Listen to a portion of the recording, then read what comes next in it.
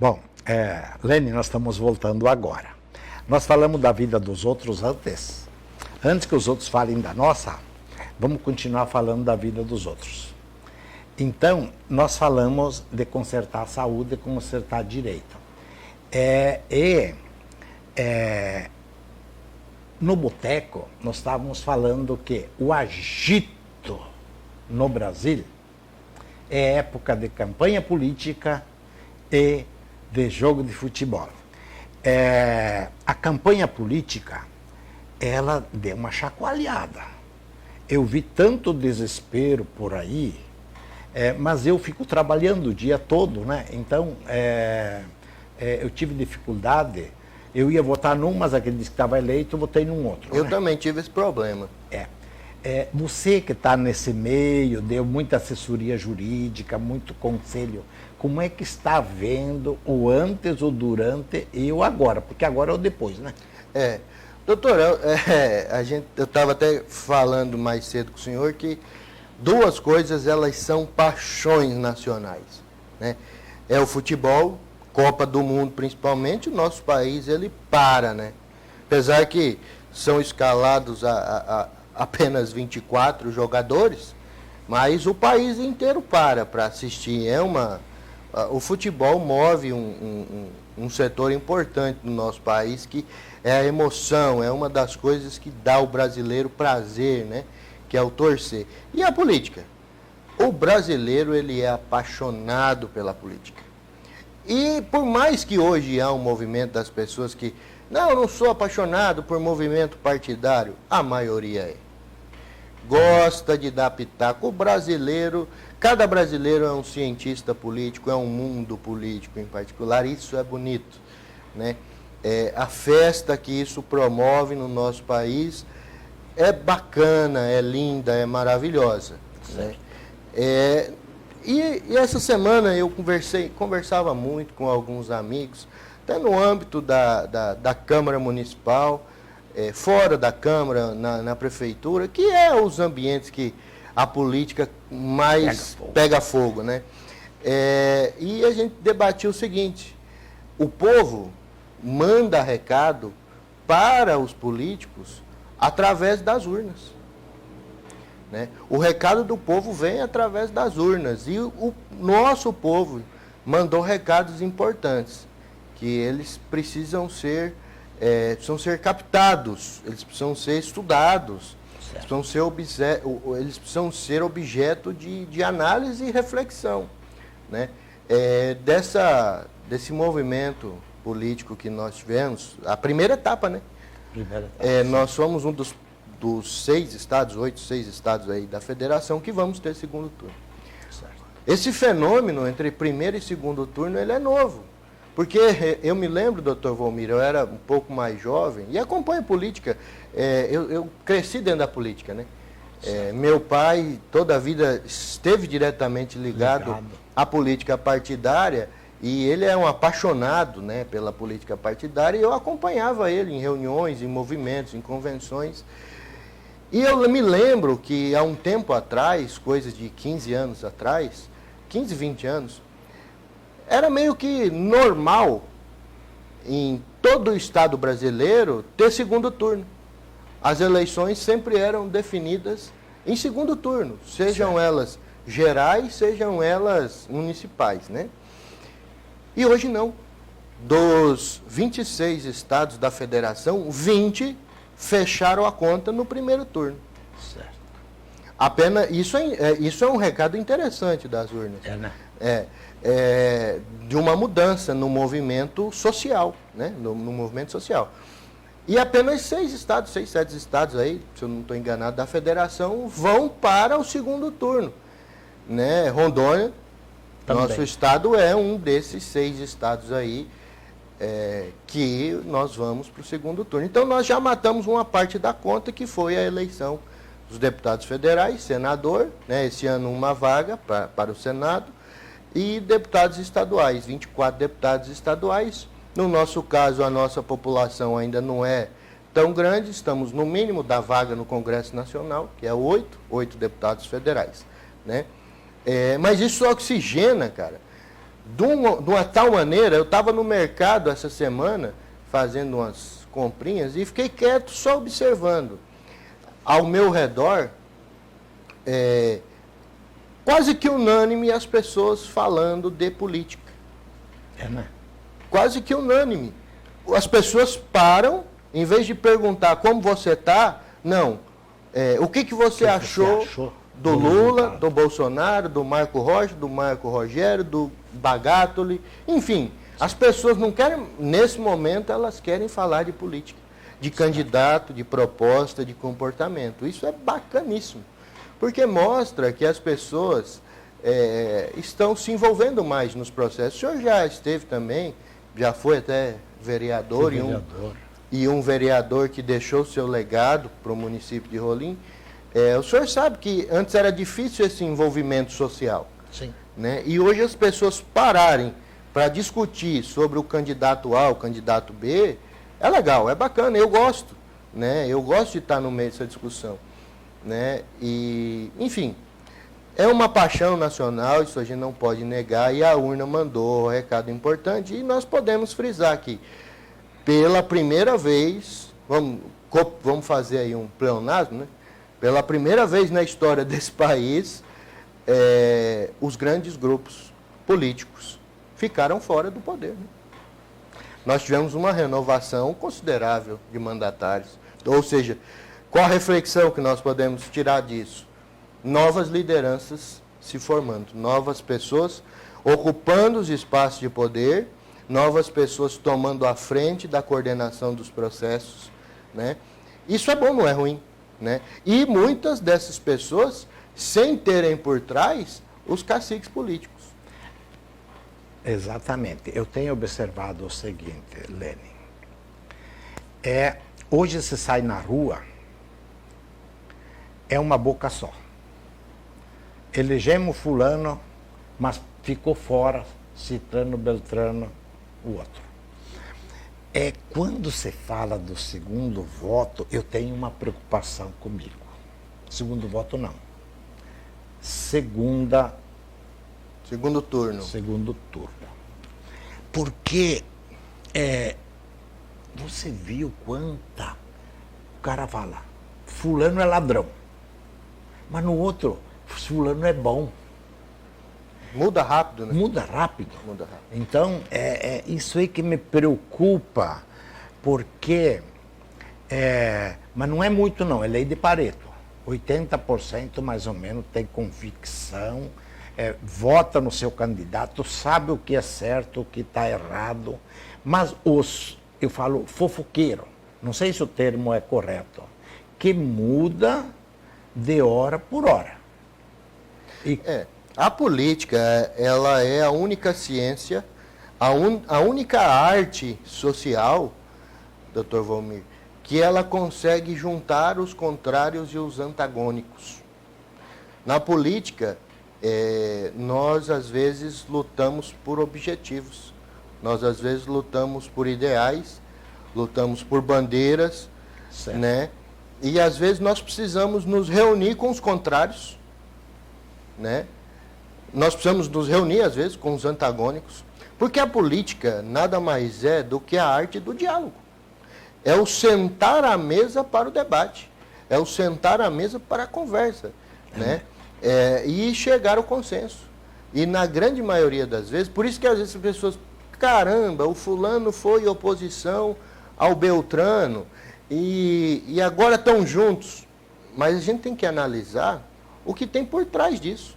Qual é o objetivo? Porque por mais que às vezes eu e o senhor, por exemplo, tenhamos uma opinião divergente sobre algo, mas nós temos um objetivo comum. E às vezes o objetivo nosso em comum é maior do que a nossa diferença pessoal. E isso tem que ser ponderado. E isso é muito, mas muito ponderado e debatido no campo político. E não é errado. Não é errado. Eu olho isso como salutar e normal aos processos. Né? Porque, como eu disse, a política é a reunião de todos. A política é a voz do povo. É através da política que se destacam as lideranças e que essas lideranças fazem ecoar à sociedade as necessidades de cada grupo. As pessoas se unirem em grupo para tentar conseguir um objetivo para aquele grupo. E nós temos que eleger objetivos principais e objetivos secundários. Né? Então, muitas vezes, os contrários se unem em prol de um objetivo comum. Né? E aí cabe a nós analisar as propostas. Né? Agora, doutor, vamos um pouco mais objetivamente, né? Vamos ser mais objetivo. Nosso estado, nossa cidade de Rolim de Moura, certo. O estado nos reconhece como um celeiro político. Certo. Daqui já saíram governadores, três governadores, né? Senadores, 4 senadores, certo. Deputados federais inúmeros, deputados estaduais também, bastante. E pela primeira vez nós não conseguimos fazer nenhum deputado federal, nem um deputado estadual, nem um senador, nem um governador. Pela primeira vez, Rolim de Moura fica de escanteio no cenário político. Pela primeira vez. O que me preocupa, eu não entendo muito, por isso que eu não sou advogado, né? Quando você fala que tem seus interesses de grupos. Será que Rolim de Moura teve tanto interesse de grupos particulares que não sobreviveu nem o interesse em prol da cidade e a população deu troco? Sim. Foi isso? Foi. Eu acredito, tenho uma crença nessa ideia. Porque até nós conversávamos essa semana, quando determinados grupos deixou de pensar na cidade, né? E começou a pensar no seu grupo, só no seu grupo, sem debater, porque hoje, o que eu vi nesse movimento político, que as nossas lideranças, elas não sentaram à mesa para conversar. Certo. Foi cada um por si, Deus por todos, eu vou juntar o meu grupo, a minha patotinha, e vamos para a briga. E não é assim. A gente sabe que não é assim. Não pode ser assim. Não pode. Eu tenho uma certa dificuldade das definições. Então, você quer me dizer, não sei se é para me convencer eu, o que é. O que é fazer política e o que é fazer politicagem? Qual que é a diferença? Entre política e politicagem, nós temos uma linha muito fina, é muito tênue, o que é política e o que é politicagem. Mas vamos tentar definir. Né? A política é a fala, é a conversa na polis, é a conversa na urbe, é a conversa na cidade. E quando eu converso na cidade, quando eu converso política, é debatendo um projeto, geralmente, de Estado. Certo. Como seria um projeto de Estado? Seriam ações que eu irei participar, que eu irei iniciar, mas que elas não se concluirão comigo. Elas vão se perpetuar para a posteridade. Certo. Por exemplo, hoje em Rolim tem uma campanha institucional dentro da Câmara Municipal, que é o Plano Municipal de Arborização da cidade. Certo. Né? Isso é uma política de Estado. Né? Porque nessa lei nós vamos regulamentar indistintamente tudo. O que pode, o que não pode, o que deve ser, o que não deve ser. Né? O que deve se consolidar, o que não deve se consolidar. Né? Então isso é uma política de Estado, uma política pública de Estado que ela irá se perpetuar no tempo, independente de quem seja o prefeito ou o vereador. Ela vai ser aplicada. Agora, nós também temos aqui uma política de governo, que nem sempre ela se perpetua, ela é por gestão. Por exemplo, o nosso prefeito tem o programa Avança Rolim. O programa dele é mexer na infraestrutura da cidade.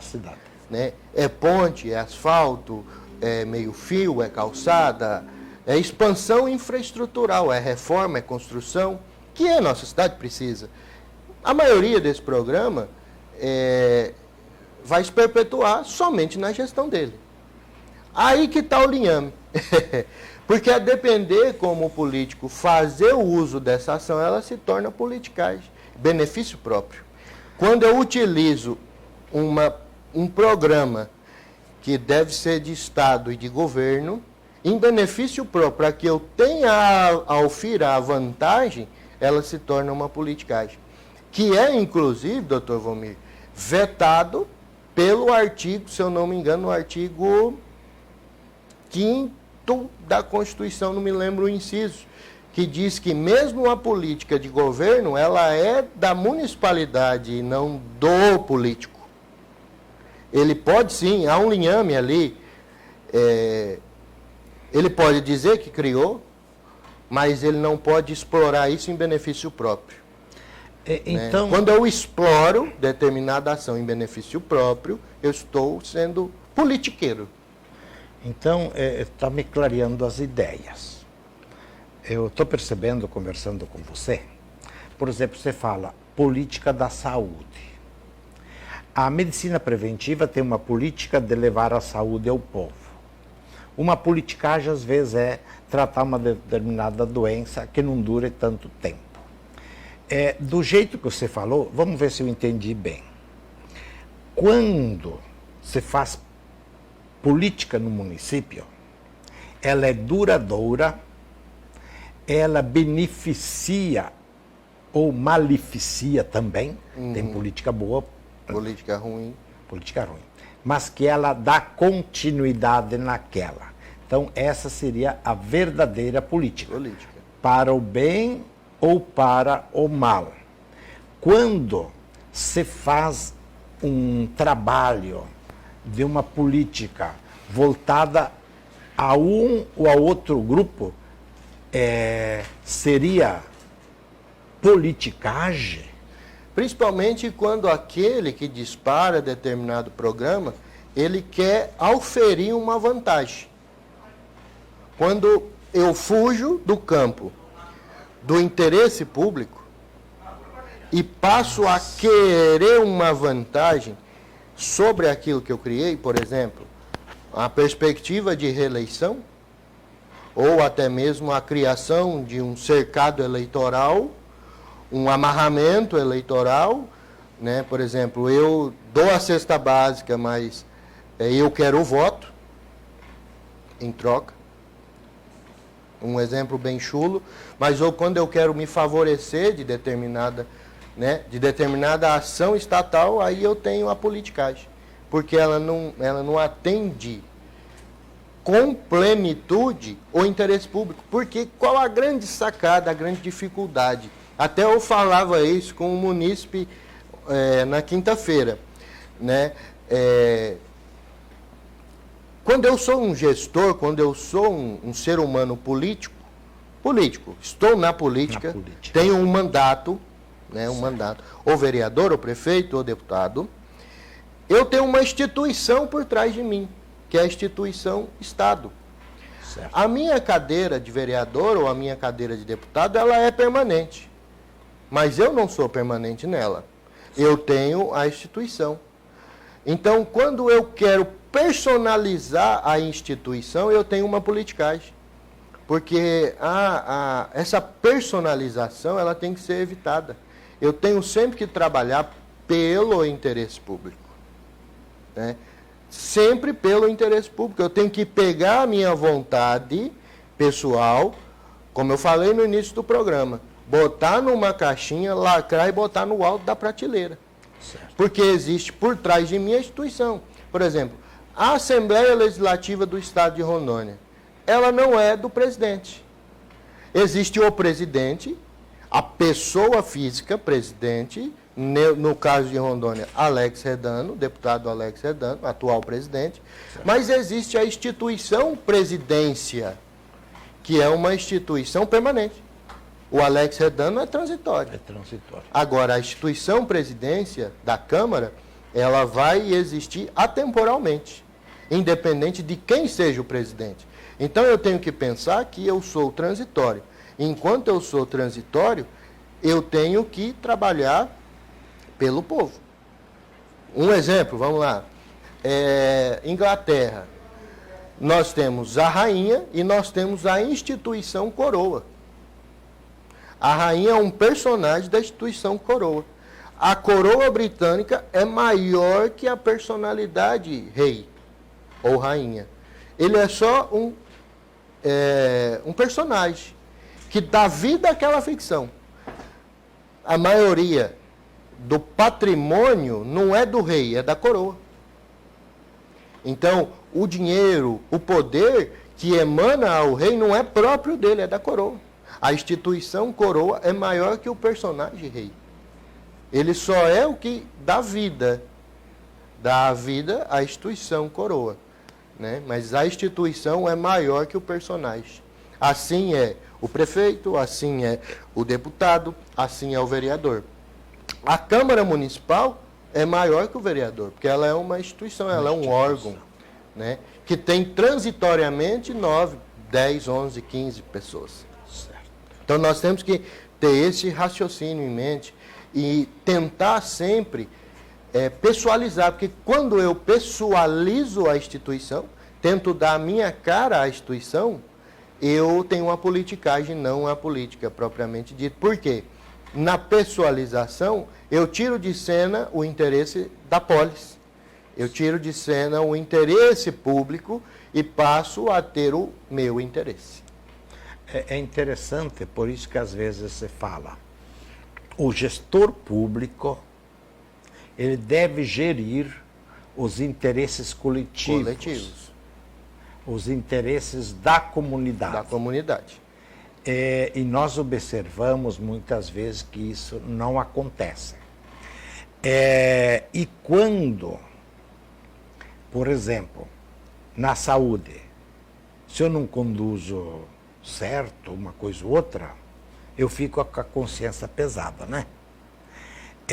No setor público, quando o cara usa, eu não vou dizer o cara, vou dizer o sujeito que foi eleito, que usou para fazer uma política, ele começa a fazer politicagem. Isso é condenado. É por isso que às vezes vai para a cadeia, devolve dinheiro. E o povo consegue entender isso? Olha, na maioria das vezes, nós sempre precisamos aumentar o nosso filtro, o nosso sarrafo, né? As pessoas às vezes confundem muito.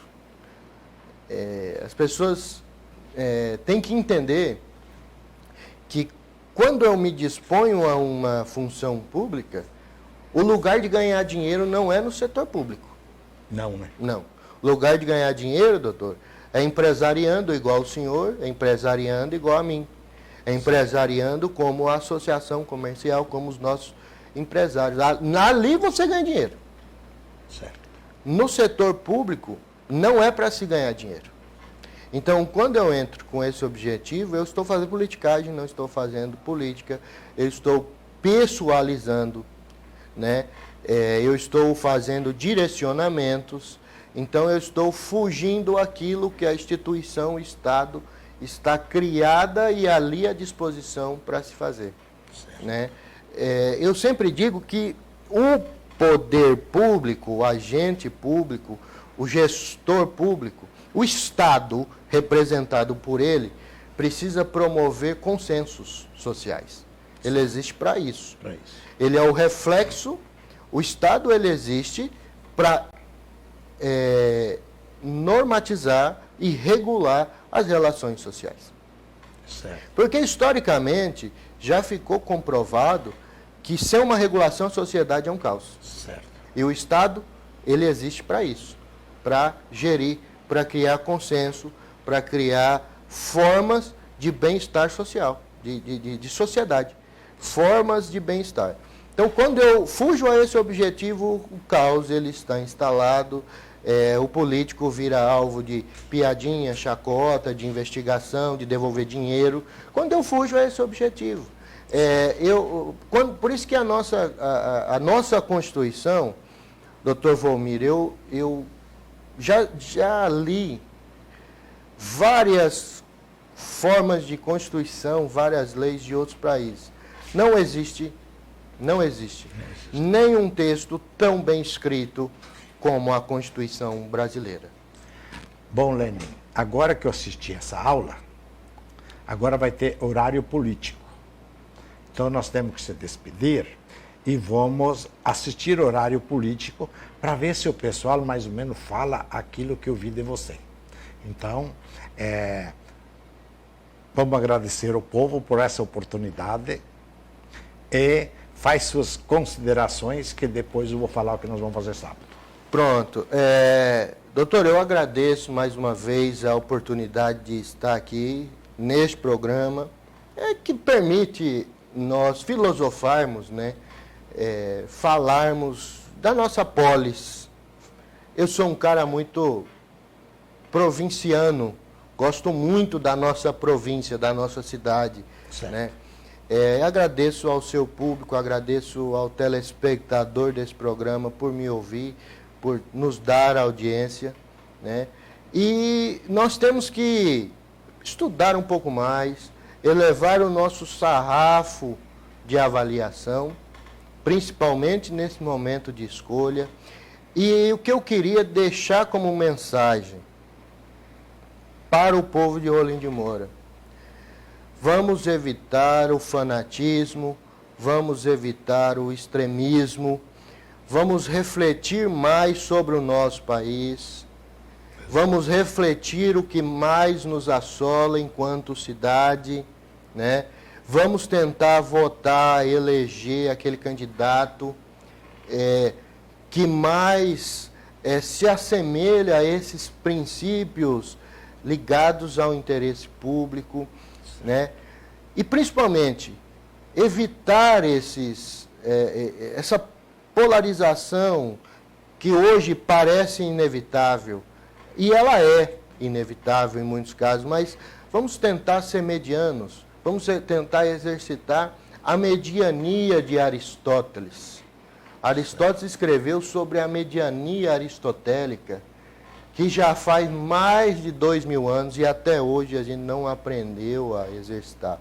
Então vamos tentar sempre seres medianos, seres compensados, seres que agem dentro da razão. Vamos tentar filtrar. Hoje a internet nos traz uma gama muito grande de informações. Vamos tentar filtrar aquilo que é fake news, aquilo que não é, aquilo que é verdade, aquilo que não é. Vamos tentar nos politizar de forma sadia, de forma cultural. Vamos beber da fonte da cultura, da fonte da boa informação, da fonte da boa política, né? E vamos tentar eleger o que é melhor para nós, para o nosso país, analisando o cenário de forma conglobante. É uma palavra bonita, né? Quando eu falo conglobante, é analisar o cenário como um todo, de uma forma geral, seja ela na medicina, no direito, na engenharia, no direito administrativo, nas formas sociais, dentro dos organismos. Vamos analisar de uma forma geral e tentar extrair o melhor e tentar votar e eleger uma supremacia de um interesse, né? Acho que é o momento da gente refletir. Nós temos aí mais 22 dias de campanha, né? Segundo turno presidencial e governo. Eleger o que seja melhor. E eu tenho certeza comigo, uma coisa que eu aprendi no primeiro ano de direito, no primeiro semestre: sempre a voz do povo é a voz de Deus. E ela é sempre soberana. E para nós, às vezes, que temos cargos de liderança, tem que ser as urnas nos dão recados interessantes. e precisamos refletir sobre esses recados. Essa é a minha mensagem e o meu agradecimento ao senhor, ao programa e a todos da nossa sociedade por me ouvir, por nos ouvir num sábado ensolarado como esse.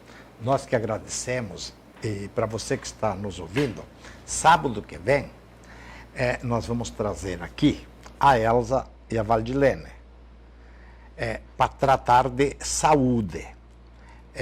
Eu acho que vai ser muito importante e clarear as ideias para que possamos escolher bem nossos futuros administradores, tanto do Estado como do país, da melhor forma possível. O nosso muito obrigado a todos e um ótimo final de semana a você que teve paciência de ficar até agora.